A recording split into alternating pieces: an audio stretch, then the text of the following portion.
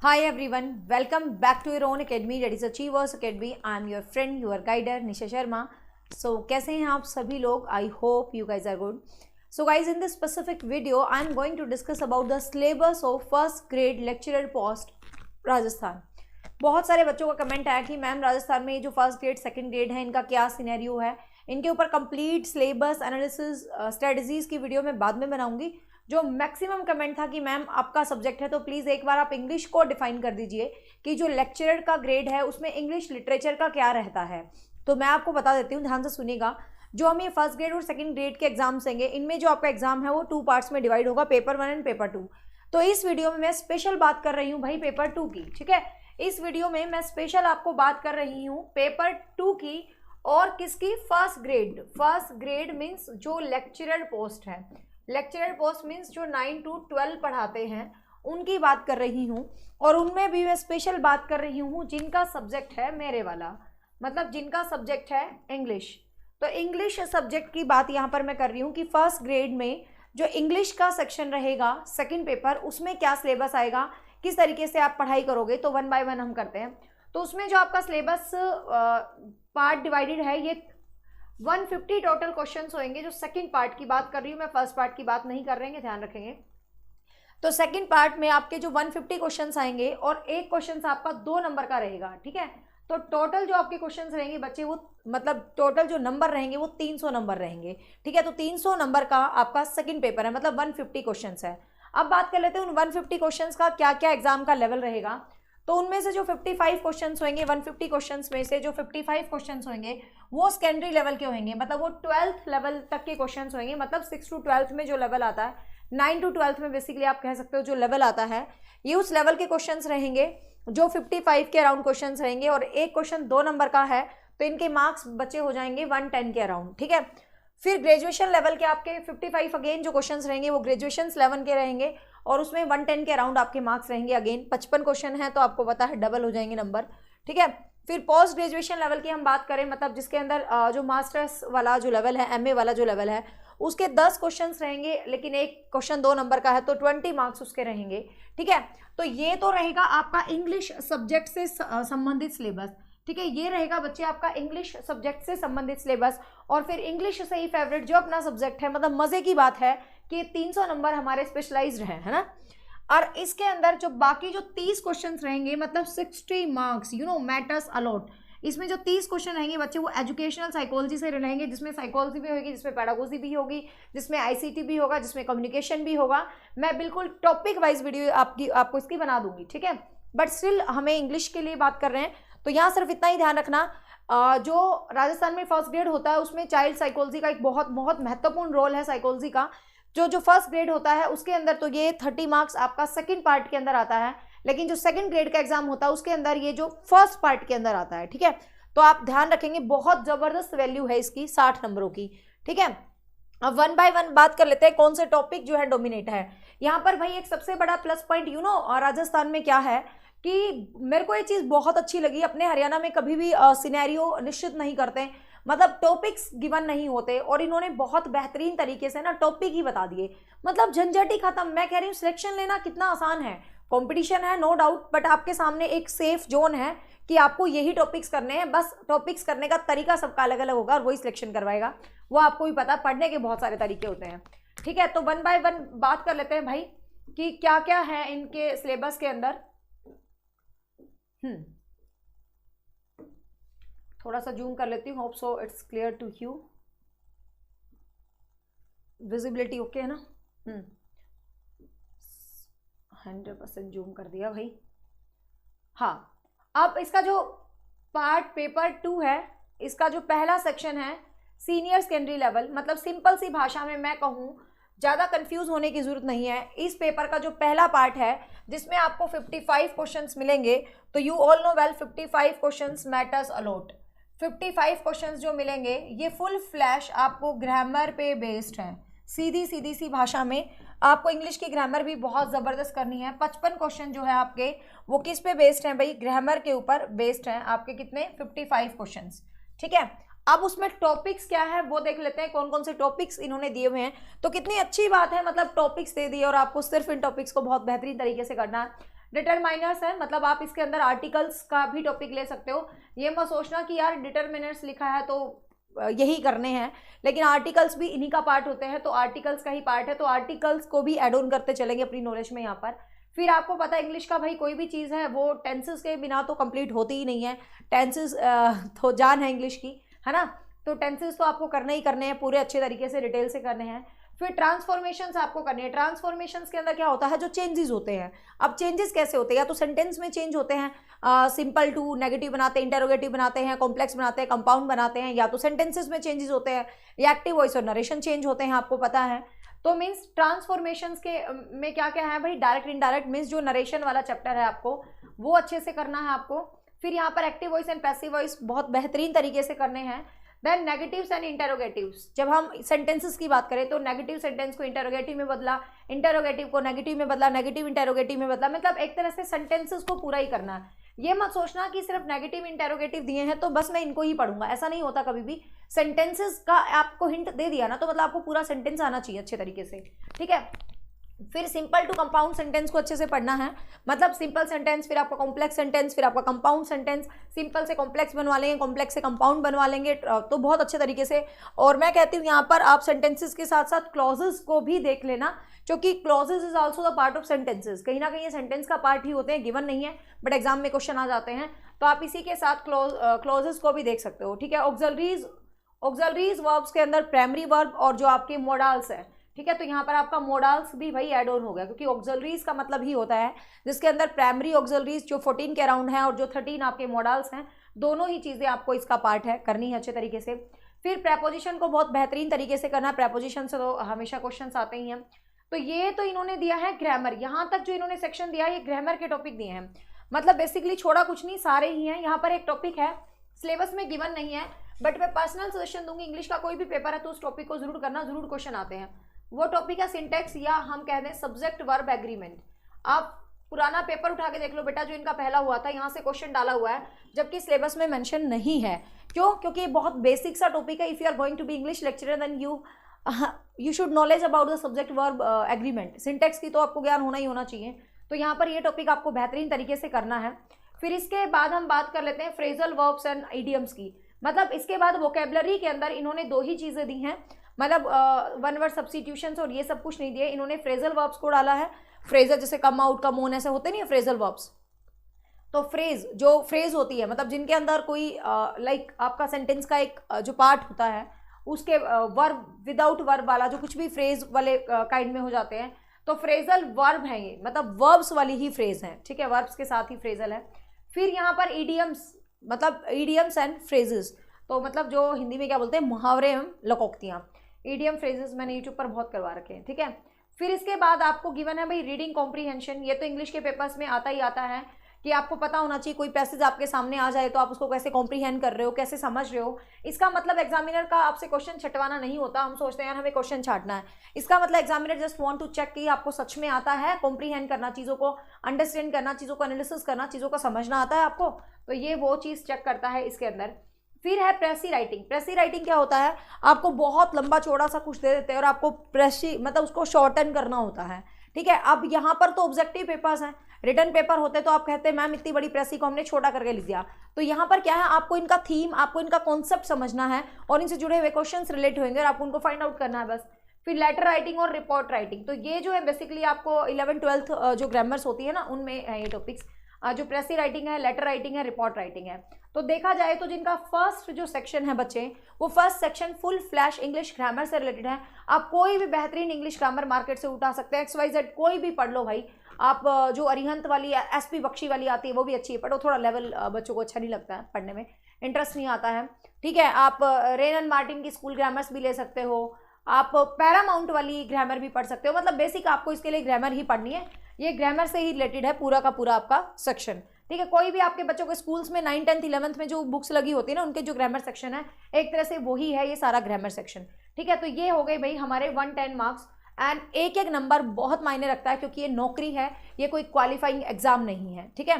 वैसे मेरे ऐप के ऊपर इंग्लिश ग्रामर का अलग से बिल्कुल स्पेशल बैच भी बना रखा है, जिसमें सिर्फ और सिर्फ इंग्लिश ग्रामर है, इंग्लिश ग्रामर स्पेशल और पूरा डिटेल से ये सारे के सारे टॉपिक मैंने बहुत अच्छे तरीके से कर रखे हैं, मैंने भी करवा रखे हैं और अपडेशन में एक मैम है उन्होंने भी करवा रखे हैं। तो 2-2 बार ये सारे टॉपिक बहुत अच्छे तरीके से है इंग्लिश ग्रामर वाले स्पेशल बैच में। जैसे कई बच्चों को ये होता है कि मैम हमें बाकी सब आता है, ग्रामर नहीं आती, तो इस करके इंग्लिश ग्रामर का बैच बिल्कुल अलग निकाला हुआ है। बाकी आप कहीं से पढ़ सकते हो, जिसको बेसिक थोड़ा सा भी आता है, कोई मुश्किल नहीं। फिर भाई मैं इसका लिटरेचर देख के तो अति प्रसन्न हूँ, अति प्रसन्न क्यों हूँ मैं इसका लिटरेचर देख के, क्योंकि हमें बहुत भयानक लिटरेचर पढ़ाने की आदत पड़ रही है, बहुत मुश्किल बड़ा, क्योंकि हरियाणा के एग्जाम्स में इतना टफेस्ट लेवल आता है स्क्रीनिंग के एग्जाम में लिटरेचर, एस्टेट में लिटरेचर, मतलब एक बहुत स्टैंडर्ड लिटरेचर जब पढ़ा चुके होते हैं ना, तो मतलब यूँ लगता है यार ये सच में इतना बच्चों वाला सिलेबस दे दिया क्या। मतलब बिल्कुल ही आसान, बिल्कुल ही लिमिटेड सा सिलेबस है, मतलब बहुत अच्छे से आप कर लोगे ना तो कुछ भी नहीं है इस सिलेबस के अंदर, ठीक है। सेकंड पार्ट है जो ग्रेजुएशन लेवल का है, बट बेटा इसके अंदर 55 क्वेश्चंस अगेन आपसे पूछे जाएंगे, वही आपका 110 मार्क्स बन गया, ठीक है। अगेन वही सेक्शन है ग्रेजुएशन लेवल का। मतलब कि मैं बहुत खुश हूँ ये चीज़ देख के, कितना अच्छा डिज़ाइन है, मतलब टेंशन खत्म कर दी, बस ये पढ़ लो भाई अच्छे से। लेकिन अब इनको पढ़ने का बच्चे एक तरीका है, जब आपको सिलेबस ही लिमिटेड है, आपको चीज़ें ही लिमिटेड हैं, तो उनको पढ़ना भी ढंग से ही है, तो मतलब रिस्क मत लेना। अब उसने कहा है कि Milton you all know Jacobean era का बहुत फेमस पोएट है and basically famous for the Paradise Lost. Milton का एक ही पोएम दिया है ऑन हिज ब्लाइंडनेस, जो मिल्टन ने अपनी ब्लाइंडनेस के ऊपर लिखी थी, who also serve they wait for their turn. कितनी फेमस लाइन है मिल्टन की ये। तो कहने का मतलब आप ऑन हिज ब्लाइंडनेस को पढ़ोगे तो ये नहीं है कि ऑन हिज ब्लाइंडनेस ये रिटन बाय मिल्टन, ये हाँ। एक देखो सबसे बड़ी बात, यहाँ पर जो आपको सिलेबस गिवन है ना बेटा, यहाँ से भी आपको एग्जाम में एक क्वेश्चन आ सकता है, इस सिलेबस को भी पक्का याद कर लेना, क्योंकि वो सीधा ये भी क्वेश्चन पूछ लेगा on his blindness written by Milton.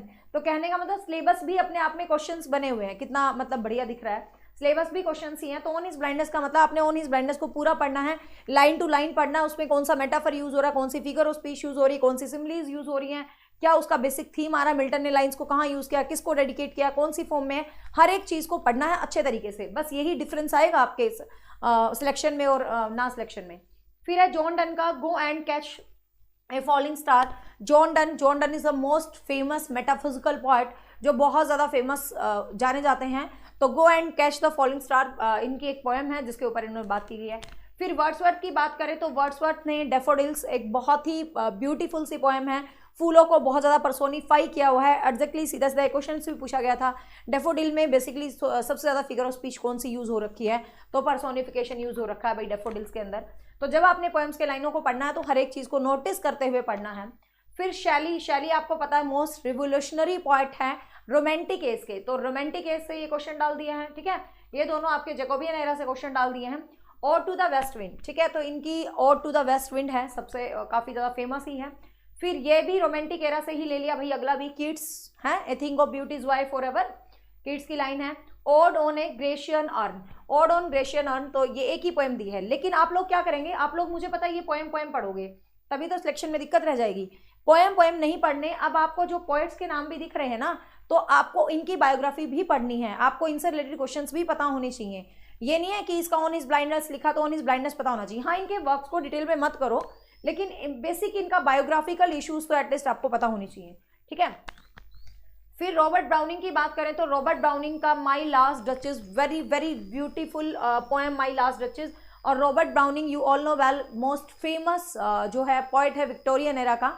वैसे तो विक्टोरियन एरा में अल्फ्रेड टेनिसन भी बहुत ज़्यादा फेमस है, but Robert Browning great optimistic poet है भाई Robert Browning. And My Last Duchess बहुत ज़बरदस्ती मतलब इसकी स्टोरी है, जैसे आता है ना शादी के लिए देखने कोई आते हैं तो इसकी वाइफ की फोटो टंगी रहती है और अभी इसको लगता है smiles and I stop all the smiles, और सभी स्माइल्स को मैंने बंद कर दिया। कितना कैसा कैरेक्टर दिखा रखा, मतलब इस डचेस का हस्बैंड जो किंग होता है कि मेरी वाइफ तो सबके लिए हंसती थी, मतलब मैं उसके लिए स्पेशल ही नहीं था, हर छोटे गिफ्ट में भी खुश हो जाती थी, है ना।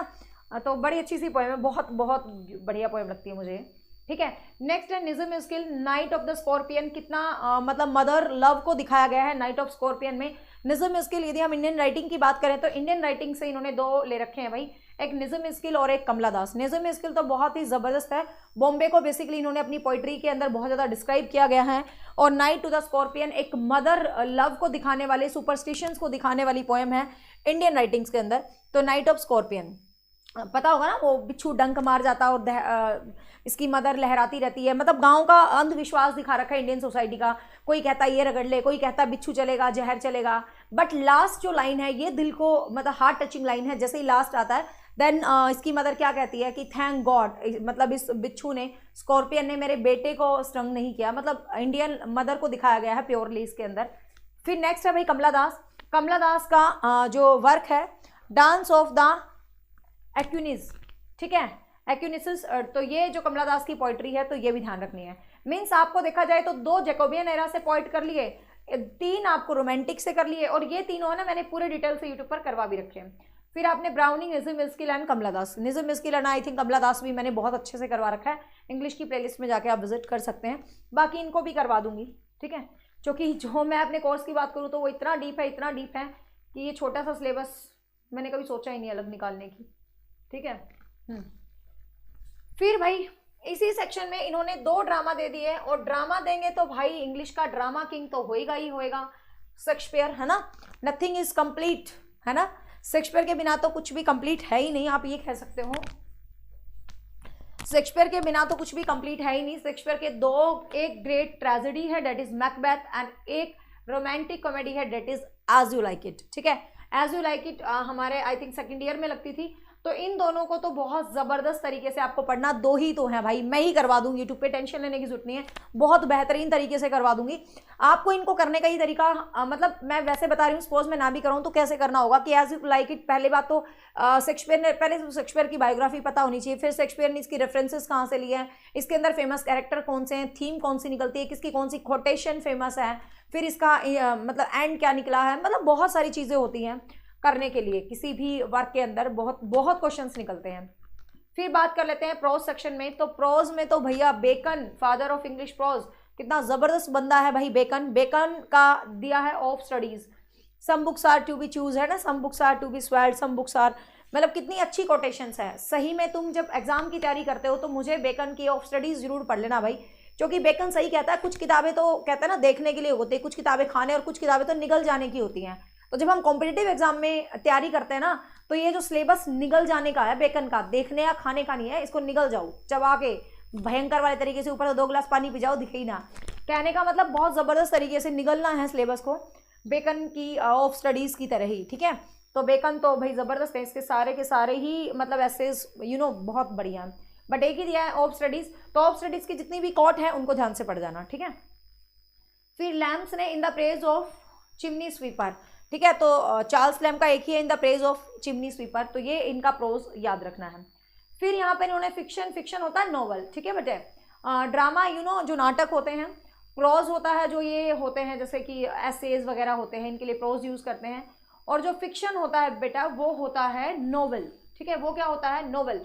और इंग्लिश में यदि नॉवेल्स के लिए फेमस है तो विक्टोरियन एरा में जो बंदा है, लास्ट ऑफ विक्टोरियन, या इसको आप ओपनिंग ऑफ मॉडर्न एरा में भी हम थॉमस हार्डी को पढ़ लेते हैं। थॉमस हार्डी जिसने एक प्लेस को इंट्रोड्यूस किया था, the name of that place is Wessex. जैसे कि आर के नारायण ने मालगुडीज को क्रिएट किया था, फिक्शनल टाउन थे इनके, कोई भी रियल टाउन नहीं थे, बट इन दोनों ने इंट्रोड्यूस किया था, फिक्शनल थे, रियल टाउन नहीं थे, देख पता है ना। फिर भी इन दोनों से सीधा सीधा क्वेश्चन आता है, तो दोनों ही दे रखे हैं। आर के नारायण का the wonder of sweets and Hardy का the Maihar of caster bridge, ठीक है। हार्डी का the Maihar of caster bridge और आर के नारायण का द वंडर ऑफ स्वीट्स। तो ये दोनों फिक्शन है जो आपको बहुत अच्छे तरीके से याद करने हैं। Thomas Hardy basically Victorian era के नॉवलिस्ट हैं, बट कई बार इसको मॉडर्न एज के स्टार्टिंग में भी पढ़ लेते हैं हम, बट लास्ट ऑफ विक्टोरियन आप कह सकते हो। और आर के Narayan you all know well, English में 3 पिलर्स हैं इंग्लिश में, इंडियन राइटिंग में, 1 इज मुल्क राज आनंद, 2 इज आर के नारायण एंड 3 इज राजा राव, ठीक है। और इंग्लिश लिटरेचर है ना बहुत ज़बरदस्त चीज़ होती है, आई डोंट थिंक सो कि ये बहुत बोरिंग होगा। बहुत सारे बच्चों को ना, मुझे पता हवा लगता है इंग्लिश, बट सच में सिलेबस मतलब मैं क्या बताऊं, बहुत ही प्यारा और बहुत ही आसान सिलेबस है।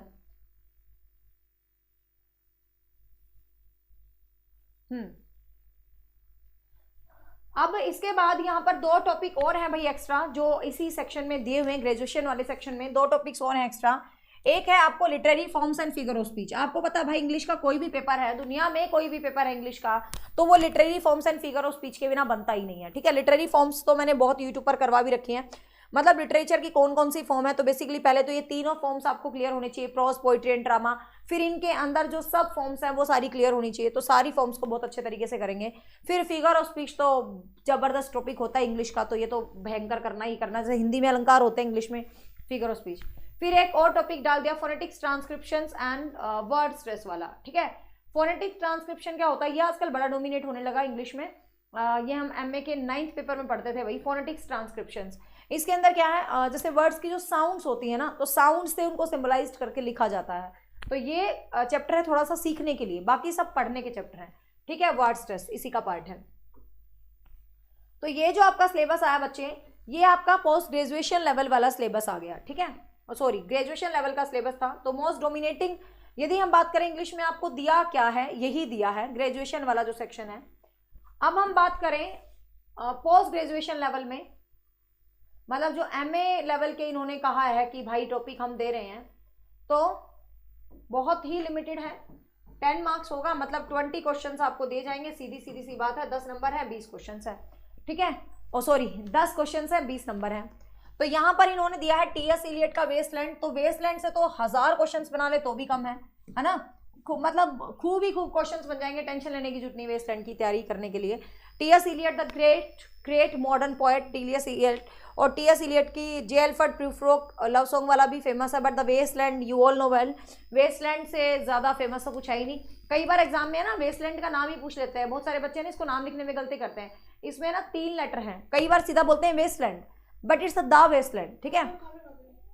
नानी के साथ गए द वेस्टलैंड, ठीक है, द वेस्टलैंड, ठीक है, द वेस्टलैंड है, द वेस्टलैंड है, यहाँ पर ध्यान रखेंगे, वेस्टलैंड नहीं है ये, द वेस्टलैंड है, ठीक है। तो THE द और वेस्टलैंड, कई बार इसको सब पार्ट्स में भी डिवाइड कर दिया, ठीक है।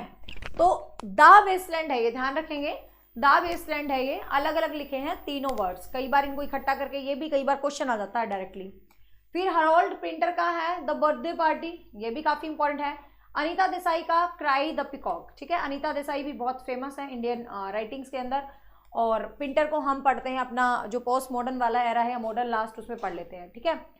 फिर लास्ट में कुछ लैंग्वेजेस के बारे में डिस्कशन किया हुआ है, कुछ लैंग्वेज के बारे में, कुछ लैंग्वेज के कॉर्ड्स के बारे में, कुछ लैंग्वेज के बारे में, मिक्सिंग के बारे में, मतलब वैराइटीज ऑफ लैंग्वेज। लैंग्वेज का मतलब यहाँ पर कुछ हम पेडागोजिकल इश्यूज डायरेक्टली तो नहीं है, बट जो लैंग्वेज, पैरोल, लिंग्विस्टिक, कुछ लैंग्वेज से रिलेटेड जो पॉइंट्स है वो यहाँ पर पढ़ेंगे, ठीक है। तो बच्चे ये था इंग्लिश लिटरेचर का सिलेबस। अब बात करें इसको पढ़ने की, तो किसी भी स्पेसिफिक बुक में आप जाओ या ना जाओ, मैं तो कहती हूँ बहुत लिमिटेड सिलेबस है, you can Google that syllabus और उसके main point, main objective, main point निकालो और लिखो और मेक योर ओन नोट्स, ठीक है। बहुत ईजिली ये सिलेबस हो जाता है। और वैसे मेरा इंग्लिश लिटरेचर का बहुत बैच भी है, लेकिन सच में मैं नहीं कहूँगी कि वो राजस्थान वाले बच्चे ले लो, क्योंकि मेरा बैच तो बहुत डीप है, क्योंकि वो तुम ले लोगे तो तुम तो कंफ्यूज होगे, उसमें बहुत चीज़ें पढ़ा रखी है। ये सारी चीज़ें अलग निकालनी अब मेरे लिए पॉसिबल नहीं है। आई विल ट्राई कि मैं इनको यूट्यूब पे करवा दूंगी, ठीक है, ठीक है। अब देखिए यहाँ पर जो इसका लास्ट सेक्शन है, जो इसका लास्ट सेक्शन है, ये तो भाई हमारा बहुत फेवरेट है। आई थिंक कुछ बच्चे फर्स्ट टाइम देख रहे होंगे तो उनको मेरे एक्सप्रेशन से लग रहा होगा ये क्या कह रही है मैम, लेकिन जो बच्चे हमारे चैनल को शुरू से देखते हैं तो उनको पता होगा मैं इंग्लिश की बेशक हूँ, लेकिन मेरा जो पैशन है, जिसमें मेरी जान बसती है, वो साइकोलॉजी सब्जेक्ट है। और ये जो आपका सिलेबस है 30 क्वेश्चंस में से मैं 28 क्वेश्चंस की गारंटी देती हूँ। कहने का मतलब रीड में 30 आउट ऑफ 30 आते हैं, स्टेट पीसीटी में 30 आउट ऑफ 30 आते हैं, और आपके इस सिलेबस में भी you will get 28 questions from my videos, YouTube videos and from my paid course, anywhere you just want to go. तो ये वाला सारा का सारा सिलेबस मैंने बहुत अच्छे तरीके से करवा रखा है अपने ऐप पर भी, बट यहाँ पर इंग्लिश की बात की थी इसलिए मैं इसका डिटेल नहीं बनाऊंगी, बट मैं इस टॉपिक का बिल्कुल डिटेल वीडियो अलग से बना दूंगी कि फर्स्ट ग्रेड में मनोविज्ञान के कौन से टॉपिक महत्वपूर्ण हैं। ये आपके 5 से 6 यूनिट्स में डिवाइडेड है, ठीक है, जिसमें साइकोलॉजी टीचिंग लर्निंग की यूनिट है, फिर दूसरी आपकी ये कॉग्निटिव साइको, इसमें जीन प्याज मोरल डेवलपमेंट और ये सब पढ़ते हैं हम, फिर तीसरी टीचिंग लर्निंग वाली है, फिर मैनेजमेंट वाली है, फिर इंस्ट्रक्शन। इसके अंदर साइकोलॉजी से जो अलग है ना, बस वो आईसीटी और पेडागोजी वाला कॉन्सेप्ट है, ठीक है। तो ये वाला जो बैच है ना भाई, ऐप पर है ना, first grade and second grade एनएस्टेड स्पेशल साइकोलॉजी के नाम से साइकोलॉजी, कंप्लीट साइकोलॉजी के नाम से। ये वाला बैच ऑलरेडी मेरे ऐप पर है, जो मैंने पीजीटी एसटेट के लिए करवाया था। कुछ बच्चों को लगेगा यार पीजीटी एसटेट का था तो रीट में कैसे काम आएगा, फर्स्ट ग्रेड में कैसे काम आएगा। यही तो मन के वहम होते हैं। टॉपिक को हमेशा 0 से 100% पढ़ो, किसी भी एग्जाम में जा रहे हैं हमें कोई फर्क नहीं पड़ता उस चीज से। तो ये जो 30 मार्क्स मतलब 60 नंबर का जो बैच है, ये आपको अचीवर एकेडमी ऐप पर एज इट इज मिल जाएगा। और मैं गारंटेड बताती हूँ इससे बाहर कुछ भी नहीं आएगा। यूं एक आधा क्वेश्चन आ जाए तो पता नहीं, बट नहीं आएगा। जो बच्चे फर्स्ट टाइम देख रहे हैं उनको मैं ये चीज बता रही हूँ, ठीक है भाई। सो होप सो ये सिलेबस आपको हेल्प में रहा होगा। और जो बच्चे पहली बार जुड़े हैं, मैं बता दूं हमारा चैनल डेडिकेटेड है टीचिंग एग्जाम्स को। आप प्लेलिस्ट में जाके विजिट कर लीजिए, आपको 60 नंबर वाली और 40 नंबर वाली साइकोलॉजी मेरी प्लेलिस्ट में से ही बहुत सारी हो जाएगी। ऐसे इंग्लिश की प्लेलिस्ट पे विजिट कर लेना। बाकी आपके जो टॉपिक्स हैं इनको मैं ट्राई करूंगी 1 बाय 1, जब भी टाइम मिलेगा मैं करवाऊंगी। टाइम थोड़ा सा कम होता है बट आई विल ट्राई, ठीक है भाई। और इंग्लिश लिटरेचर का वैसे तो स्पेशल बैच है बट वो काफ़ी डीप है थोड़ा सा, उसमें फिर ये सेक्शन अलग निकालना पड़ेगा। और ये चीज़ें मैंने वैसे सारी करवा रखी है, कोई ऐसी बात नहीं है, ठीक है भाई। तो ये था, वीडियो अच्छी लगे तो लाइक करना। राजस्थान का कोई भी नया बच्चा मेरी वीडियो को देख रहा है तो मैं जस्ट एक बार ये कहना चाहूँगी कि बच्चे आप देख रहे हो तो हमारे चैनल से जुड़िए यदि आपको अच्छी लगी इन्फॉर्मेशन, और शेयर करना अपने दोस्तों के साथ। Definitely you will get more and more videos about first grade and second grade, and psychology तो कंप्लीट है ही है, ठीक है भाई। So bye bye, take care, have a nice day, thank you.